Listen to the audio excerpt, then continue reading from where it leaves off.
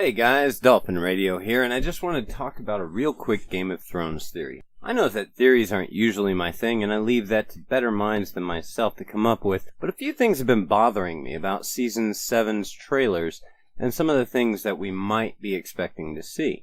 For example, this shot of Sandor Clagane very obviously in the south, and I've been told from many people that this is the Dragon Pit, which means King's Landing.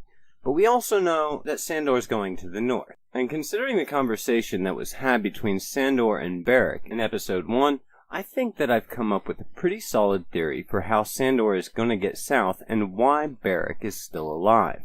So hold on to your pants for just a second, grab a chicken, and let's get into it. Lord Beric Danderrian has been resurrected 6 times. In the books, he was resurrected 6 times before, spoiler alert, breathing his last flame of life into Lady Stoneheart, bringing back the zombie, death-dealing revenge demon that she is, not in the show as. However, in the TV shows, Beric Dondarrion has been resurrected 6 times and is now wandering through the frozen riverlands with Sandor Clegane and what's left of the Brotherhood without banners. It seems pretty obvious that Beric and Sandor and the rest of the crew are going to be heading north to Eastwatch based on what the Hound saw in the flames. However, Dan and Dave seem to love the Chekhov's gun, and I think that this conversation between Sandor and Beric is actually quite important, and sort of a Chekhov's gun that Beric is not going to fulfill the season. And I think, which is another staple of Dan and Dave's work so far, the person that's speaking to Beric is the reason that Beric is still alive.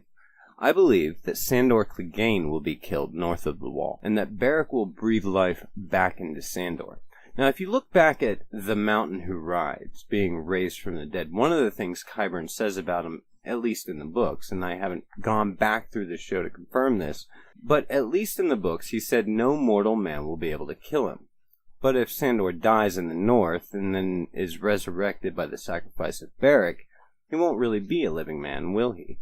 Cue Clegane Bowl. So I know this is kind of a harebrained theory. It doesn't really tie a lot of stuff together. I didn't cite anything, and I'm not pulling in references from books and movies and this and that and the other, but I think it's a good way of hoping, at least a little bit, that we might get to see. Thanks for checking out this video. If you liked it, give it a like. And if you hated it, tell me to kill myself in the comments section, because after all, that's what those are for. Dolphin Radio, out.